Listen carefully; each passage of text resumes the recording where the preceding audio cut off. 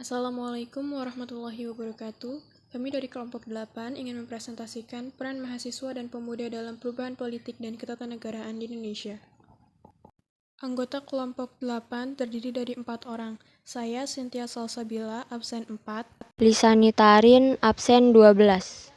Saya Naila Faizah, absen 20. Saya Rahma Inayah, absen 28. Materi yang akan dibahas adalah 1. Peran pemuda pada masa pergerakan nasional, 2. Dalam proklamasi kemerdekaan, 3. Pada masa Orde Baru, dan keempat, pada masa reformasi. Insinyur Soekarno pernah berkata, "Beri aku 1000 orang tua, niscaya akan kucabut Semeru dari akarnya. Beri aku 10 pemuda, niscaya akan kuguncang dunia." Ungkapan tersebut mengandung makna bahwa masa depan bangsa berada di tangan pemuda. Banyak petua atau pejuang memang dapat mengubah keadaan bangsa, namun walau hanya dengan sedikit pemuda dapat mengubah dunia. Pemuda memiliki peran penting dalam pergerakan nasional Indonesia, dimulai sejak munculnya organisasi nasional seperti Budi Utomo, Jong Java, Jong Cilbes, dan Persatuan Indonesia. Organisasi ini didirikan oleh pemuda yang mengenyam pendidikan terbaik pada masanya. Pemuda ini memilih untuk mendedikasikan ilmu yang mereka dapat untuk menyusun pergerakan yang bertujuan mencapai kemerdekaan. 1. Peran pemuda pada masa pergerakan nasional. Peran pemuda pada masa ini adalah menyatukan pemuda dari latar belakang yang berbeda untuk mencapai kemerdekaan, diwujudkan melalui perjuangan dalam membentuk organisasi pemuda yang bersifat nasional, mencari lambang nasional, dan memperkenalkan Indonesia pada dunia internasional yang melahirkan Sumpah Pemuda. Pada Kongres Pemuda kedua yang diselenggarakan pada tanggal 27 sampai 28 Oktober 1928, perwakilan organisasi pemuda dari latar belakang agama dan suku bangsa yang berbeda membulatkan tekad untuk memperjuangkan Indonesia dan memproklamirkan Sumpah Pemuda. Ikrar ini menyatakan kesatuan para pemuda yang bertanah air satu, berbangsa satu, dan menjunjung bahasa Indonesia sebagai bahasa persatuan. Dinamika pergerakan nasional tahun 1908 sampai 1928, masa pergerakan nasional, pemuda Indonesia mempunyai semangat yang tinggi untuk memberi peranan pada kemajuan bangsa. Tumbuhnya pergerakan nasional dipelopori oleh kaum pemuda dan dipengaruhi oleh faktor internal dan eksternal. Latar belakang dinamika pergerakan pemuda disebabkan karena kegagalan golongan tua dalam melawan penjajahan Belanda pada abad 19. Pergerakan pemuda selama masa pergerakan nasional mengalami pasang surut. Hal itu dapat dilihat dari aspek pendidikan, politik, sosial budaya, dan ekonomi. A. Pendidikan. Latar belakang mempengaruhi timbulnya gerakan pemuda diawali dengan adanya kebijakan politik etis atau balas budi yang ditetapkan pada masa kolonial Belanda tahun 1900. Akhirnya, timbul kesadaran pemuda untuk melepaskan Indonesia dari penderitaan dan kebodohan yang diakibatkan oleh Belanda. B. Politik. Akibat krisis ekonomi tahun 1921, kaum pergerakan nasional menjalankan aksi non-kooperatif atau tidak bekerja sama dengan kolonial Belanda dalam mencapai Indonesia merdeka. Karena dasar pemuda Indonesia yaitu persatuan dan kesatuan bangsa, maka diadakan Kongres Pemuda yang melahirkan Sumpah Pemuda. C. Sosial budaya. Pemuda Indonesia, khususnya Jawa dan Sumatera, berperan penting menumbuhkan dan meningkatkan pengajaran budaya dan membentuk organisasi berdasarkan daerahnya masing-masing. D. Sosial ekonomi. Seluruh hasil perkebunan wajib diserahkan kepada Belanda dan rakyat harus membayar pajak. Oleh sebab itu, terjadilah krisis ekonomi yang memicu kaum pergerakan pemuda untuk melawan kolonial Belanda dan mendirikan organisasi modern.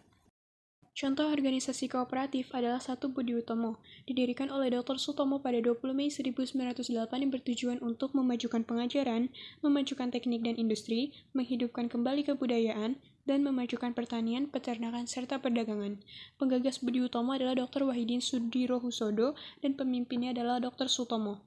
Kedua adalah Syarikat Islam atau SI didirikan oleh Kiai Haji Samanhudi di Solo tahun 1911 yang bertujuan untuk memajukan perdagangan, memajukan kepentingan rohani dan jasmani, memajukan kehidupan agama Islam, dan membantu anggota yang kesulitan dalam bidang usaha.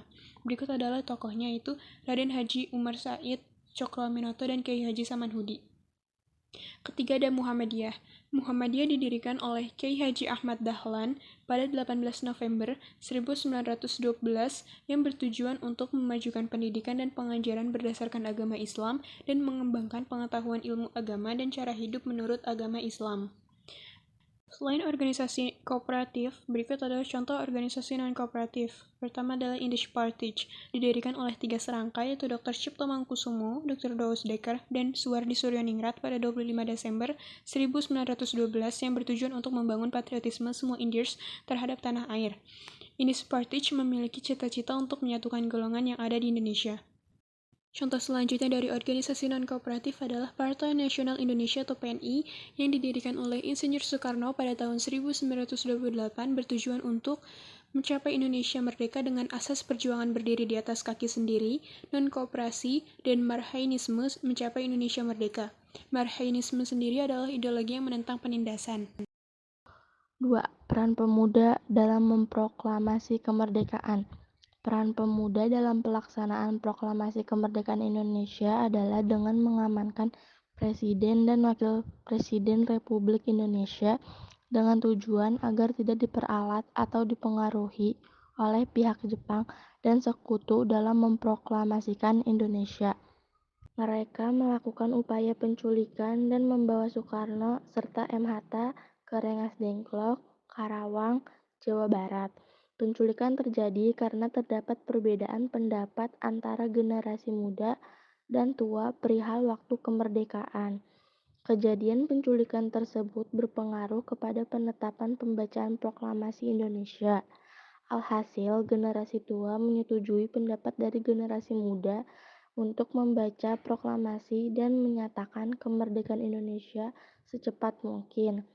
Tepat pada jam 12 tanggal 17 Agustus 1945, Soekarno dan M. Hatta kembali ke rumah Laksamana Maeda. Ketika sampai, mereka telah ditunggu oleh anggota PPKI, beberapa pemuda, dan pemimpin gerakan yang ada di Jakarta. Soekarno, M. Hatta, Ahmad Subarjo, Sukarni, dan Sayuti Melik berniat untuk menulis naskah kemerdekaan yang singkat.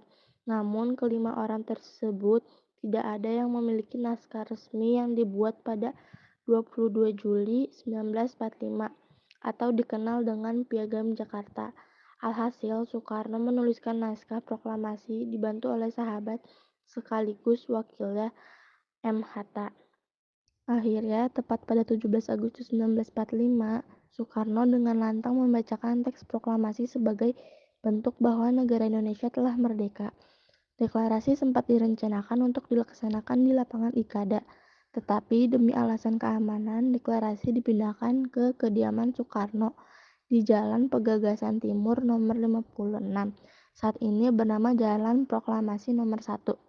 Secara sejarah, Soekarno dan M. Hatta memiliki peran terbesar dalam proses kemerdekaan Indonesia. Namun, di balik itu semua terdapat peran generasi muda. 3. Peran pemuda pada masa Orde Baru. Peran penting pemuda dan pelajar pada masa Orde Baru adalah sebagai pengawas dan pemerhati kebijakan pemerintahan, penggerak masyarakat untuk mengubah kebijakan pemerintah yang tidak menguntungkan masyarakat atau untuk mengganti presiden secara paksa. Pada 1966 terjadi aksi unjuk rasa yang dikenal dengan 3 tuntutan rakyat atau Tritura. Aksi ini merupakan aksi serentak dan masif dilakukan di beberapa daerah dengan isu tunggal 3 tuntutan rakyat atau dikenal dengan istilah Tritura. Aksi ini dipicu kondisi ekonomi nasional Indonesia akibat konflik Indonesia dengan Malaysia serta konflik Irian Barat. Beberapa kelompok pergerakan yang tercatat dalam sejarah terlibat aksi Tritura ini, diantaranya Kesatuan Aksi Mahasiswa Indonesia atau KAMI, Kesatuan Aksi Pelajar Indonesia atau KAPI, Kesatuan Aksi Pemuda Pelajar Indonesia atau KAPPI, Kesatuan Aksi Buruh Indonesia atau KABI, Kesatuan Aksi Sarjana Indonesia atau KASI, serta beberapa kelompok pergerakan lainnya. Sejak September 1997, krisis ekonomi global ikut melanda Indonesia, yang mengakibatkan nilai rupiah terhadap dolar AS melemah. Harga-harga barang kebutuhan pokok mulai merangkak naik. banyak perusahaan bangkrut yang berdampak pada banyaknya buruh mengalami pemutusan hubungan kerja. 16 Januari 1998, lebih dari 500 mahasiswa Institut Teknologi Bandung atau ITB menggelar aksi yang menuntut pemerintah segera menyelesaikan krisis moneter dan menurunkan harga-harga. Aksi mahasiswa ITB tersebut kemudian disusul oleh aksi sekitar 1.000 mahasiswa Universitas Indonesia atau UI pada tanggal 19 Februari 1998 dengan melakukan aksi demonstrasi di depan kampus UI Depok, Provinsi Jawa Barat. Tuntutan mahasiswa ini berkembang dan mendapat dukungan dari perguruan tinggi. Soeharto meletakkan jabatannya. Dengan mundurnya Soeharto, maka pemerintahan yang dalam sejarah bangsa Indonesia dikenal dengan Orde Baru berakhir. Pengunduran diri Soeharto pada 21 Mei 1998 menandai runtuhnya kekuasaan Orde Baru yang telah berkuasa selama 32 tahun di Indonesia. Peran pemuda-pemudi pada era reformasi. Peran penting pemuda dan pelajar pada masa reformasi adalah sebagai pengawas dan pemerhati kebijakan pemerintahan. Pemuda dan pelajar juga bisa sebagai penggerak masyarakat untuk mengubah kebijakan pemerintahan yang tidak menguntungkan masyarakat atau untuk mengganti presiden secara paksa. Pemuda-pemudi merupakan kekuatan intelektualitas masyarakat untuk menuju suatu perubahan. Pemuda-pemudi mengambil peran penting dalam menggulingkan sebuah kekuasaan dan menggantinya dengan sebuah tonggak baru yang mengedepankan demokrasi. Selain itu, gerakan pemuda-pemudi Indonesia mendapatkan momentumnya saat terjadi krisis moneter pada pertengahan 1997, di mana harga-harga kebutuhan melambung tinggi, daya beli masyarakat berkurang, dan tuntunan mundurnya Soeharto menjadi agenda nasional gerakan pemuda-pemudi. Pemuda-pemudi berada di depan perubahan sebuah sejarah demokrasi dunia. Pemuda-pemudi merupakan sebuah entitas spirit yang menggunakan intelektualitas dan dialektika yang maha dahsyat kekuatannya.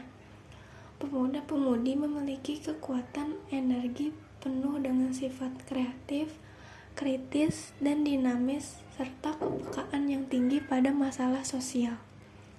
Sebagai bagian dari masyarakat, pemuda-pemudi memiliki peran vital dan menyeluruh, sehingga oleh para pakar pemuda-pemudi dikelompokkan dalam 3 fungsi pokok, yaitu agent of change, social control, dan iron stock.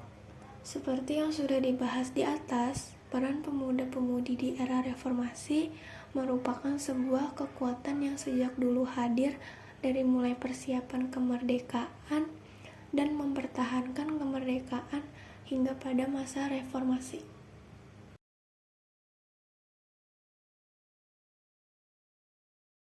Sekian dari kelompok 8, kurang lebihnya mohon maaf. Wassalamualaikum warahmatullahi wabarakatuh. Terima kasih.